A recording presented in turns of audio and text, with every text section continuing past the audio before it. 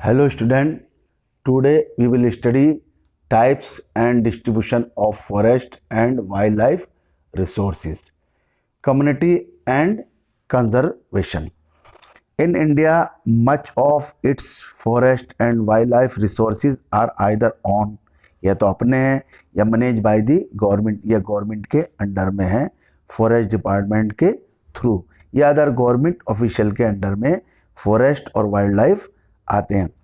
तो we can divide the forest into the 3 group. Number 1 reserve forest, protected forest and class forest. तो reserve forest मतलब आरक्षित store जिन्हें बचा के रखा जाता है. More than half of the total forest land has been declared reserve forest. जितना भी फॉरेस्ट का एरिया है टोटल, उसका हाफ जो एरिया है उसको डिक्लेयर किया गया है reserve forest. Reserve forest are regarded as the most valuable as far as the conservation of the forest. Conserve forest को बचाने के लिए और वाइल्ड लाइफ को बचाने के लिए रिजर्व फॉरेस्ट सबसे वैल्यूएबल है, क्योंकि फॉरेस्ट को जब रिजर्व करेंगे तभी हमारा फॉरेस्ट बचेगा और वाइल्ड लाइफ भी बचेगी. उसके बाद आता है protected forest. Almost 1/3 of the total forest area is protected. जितना भी फॉरेस्ट कवर्ड एरिया है उसका 1/3 एरिया को फॉरेस्ट के प्रोटेक्ट किया गया है, संरक्षित किया गया है, कंजर्व किया है, सेव किया है. This forest land are protected from any further depletion. इस जब तक जो डैमेज हो गया तो हो गया, मगर इससे फर्दर डिप्लीशन ना हो, नुकसान ना हो, फॉरेस्ट कम ना हो, तो इसी वजह से इस फॉरेस्ट को प्रोटेक्ट किया गया है, इससे आगे ये डैमेज ना हो. उसके बाद आता है थर्ड अनक्लास्ड फॉरेस्ट. ऐसा forest these are the other forest and wasteland belonging to the both government का भी हो सकता है एंड प्राइवेट इंडिविजुअल का भी हो सकता है और कम्युनिटी का भी हो सकता है. मतलब तीनों का हो सकता है. गवर्नमेंट के जो फॉरेस्ट हो सकते हैं वो भी अनक्लास में आ सकते हैं, प्राइवेट जो लोगों के फॉरेस्ट पाए जाते हैं, पेड़ होते हैं, वो भी आपका अनक्लास में आ सकते हैं, और कम्युनिटीज़ का भी होता है, कभी कभी ग्रुप का भी होता है, बहुत सारे लोगों का भी फॉरेस्ट होता है. ऐसे फॉरेस्ट को अनक्लास फॉरेस्ट कहते हैं. अब reserve forest and protected forest are also refer as the permanent forest. ये दोनों के दोनों रिजर्व और प्रोटेक्टेड फॉरेस्ट दोनों को परमानेंट फॉरेस्ट स्टेट कहते हैं. Area maintain for the purpose of producing timber. इन दोनों को जो प्रोटेक्ट किया जाता है, मेंटेन किया जाता है टिम्बर लेने के लिए, लकड़ी के लिए, एंड अदर फॉरेस्ट प्रोड्यूस, और बहुत सारे अदर फॉरेस्ट के जो प्रोडक्ट होते हैं उनको लेने के लिए भी इनको प्रोटेक्ट किया जाता है. MP Madhya Pradesh has the largest area under permanent forest. Permanent forest मतलब these are the reserve forest and protected forest both are the permanent forest. तो मध्य प्रदेश ऐसी स्टेट है जो लार्जेस्ट एरिया है जिसका परमानेंट फॉरेस्ट में, constituting 75% of its total forest area. जितना भी उसका टोटल एरिया है उसका 75% एरिया परमानेंट फॉरेस्ट है, मतलब रिजर्व एंड प्रोटेक्टेड फॉरेस्ट है मध्य प्रदेश का. जम्मू कश्मीर और आपका आंध्र प्रदेश और Uttarakhand, Kerala, Tamil Nadu, West Bengal, Maharashtra have a larger percentage of reserve forest. इनमें जो है ये सब स्टेट, इनमें रिजर्व फॉरेस्ट सबसे ज़्यादा पाया जाता है of its total forest area. जबकि Bihar, Haryana, Punjab, HP, Orissa, Rajasthan have a bulk of its under protected forest. और ये सब स्टेट में प्रोटेक्टेड फॉरेस्ट पाया जाता है. और all the north eastern state and part of Gujarat have a very high percentage of their forest as an class forest.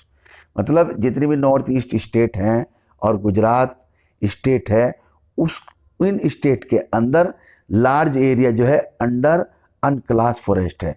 ये manage by the local community, government से नहीं, लोकल कम्युनिटी जो है वहाँ की कंट्रोल इसको करती है. उसके बाद आता है आपका कम्युनिटी एंड कंजर्वेशन. कम्युनिटी मतलब कि हाउ कम्युनिटी जो लोग हैं वो कैसे फॉरेस्ट और वाइल्ड लाइफ को कंजर्व करते हैं, बचाते हैं, क्योंकि wild forest and wildlife both are important. इसमें कम्युनिटी का क्या रोल है, कंजर्व करने के लिए, प्रिजर्व करने के लिए, दोनों को।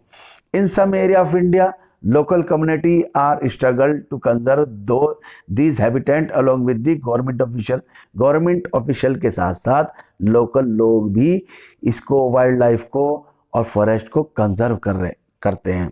जैसे इन सारिस्का टाइगर रिजर्व है एक राजस्थान में, विलेजर है फाउट अगेंस्ट माइनिंग होने लगी आपका सरिस्का टाइगर रिजर्व में राजस्थान में, तो वहां के लोकल लोगों ने इसके अगेंस्ट चले गए माइनिंग के, क्योंकि माइनिंग हो रही थी, माइनिंग होने से बहुत सारे फॉरेस्ट को कट कर दिया गया था और उसकी वजह से बहुत सारे वाइल्ड लाइफ भी गायब हो गए थे। तो by citing the wildlife protection act, तो वहां के लोगों ने प्रोटेक्ट किया और वाइल्ड लाइफ प्रोटेक्शन एक्ट के तहत उसको रुकवाया। The inhabitant of 5 villager in Alwar district में भी एक ऐसी घटना हुई राजस्थान के अंदर। उन्होंने have declared 1200 hectare of forest as the Bhairo Dev Dakav Sonchuri. उन्होंने 1200 हेक्टेयर फॉरेस्ट को डिक्लेयर कर दिया, क्या, बैरोदेव डाकाओ सेंचुरी, यानी कि अपने रूल्स और रेगुलेशन लगाए, और वो which do not allow hunting, किसी भी आदमी को शिकार और पेड़ काटने के लिए वो अलाउ नहीं करते। वो 5 जो आपके 5 विलेज हैं अलवर डिस्ट्रिक्ट के, वो वहाँ के 12,000 फॉरेस्ट जो कवर्ड एरिया, हेक्टेयर एरिया को, उसको प्रोटेक्ट करते हैं। And the wild life against any outside encroachment, कोई भी बाहर का आदमी ना तो वहाँ पेड़ काट सकता है और ना वहाँ आपका वाइल्ड लाइफ को डैमेज कर सकता है। ये सब अलवर में है। इसके अलावा और से बहुत सारे मूवमेंट हुए, जैसे आपका सबसे फेमस मूवमेंट है सुंदरलाल बहुगुणा के टाइम में शुरू हुआ था, फेमस चिपको मूवमेंट।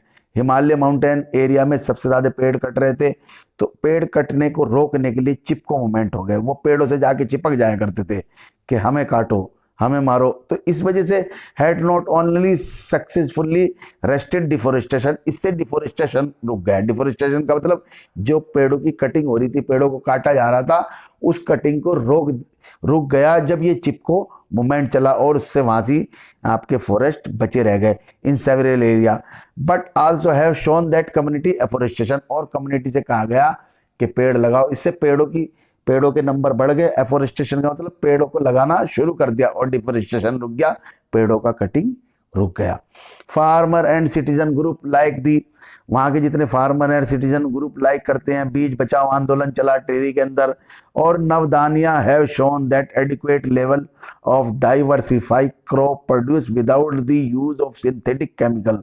नवदानिया ने दिखाया कि क्रॉप का प्रोडक्शन किया जा सकता है, ज्यादा से ज्यादा किया जा सकता है, without the use of synthetic chemical, बगैर केमिकल के यूज को क्रॉप का प्रोडक्शन अच्छा किया जा सकता है, और जो पॉसिबल भी है और इकोनॉमिकली भी अच्छा है। उसके अलावा in India joint forest management JFM program furnish a good example. India में एक प्रोग्राम और शुरू हुआ JFM, जिसको जॉइंट फॉरेस्ट मैनेजमेंट प्रोग्राम कहते हैं। ये फर्निश ए गुड एग्जाम्पल, इसको एक एग्जाम्पल अच्छा प्रस्तुत किया गया for involving local communities, local लोगों को वहाँ के इनको आपको इन्वॉल्व किया गया, और the management and in management में इन्वॉल्व किया गया, and restoration of degraded forest, और जो पेड़ कट गए थे, वहाँ कम हो गए थे, खत्म हो गए थे, उनको भी वापस लगाया गया। ये प्रोग्राम जो है, the program has been in formal existence since 1988, 88 से प्रोग्राम एग्जिस्टेंस में था, और ये उड़ीसा के अंदर पास हुआ first resolution for joint forest management, यानी कि ज्वाइंट फॉरेस्ट मैनेजमेंट जो पास हुआ उड़ीसा के अंदर और आपका स्टेट के अंदर 1988 में। The clear lesson from the dynamics of both environmental destruction, जो एनवायरमेंट का डैमेज हो रहा, पेड़ कट रहे हैं, और दूसरी साइड है reconstruction in India, is that local community everywhere. दोनों चीजों में लोकल कम्युनिटी, जो लोकल लोग होते हैं, उनको इन्वॉल्वमेंट होना जरूरी है, और ये एवरीवेयर है, have to be involve in some kind of in natural management. Local लोगों को वहां के इन्वॉल्व करें, तो उससे क्या होगा, एफोरेस्टेशन बढ़ेगा, पेड़ बढ़ेंगे और डिस्ट्रक्शन रुक जाएगा।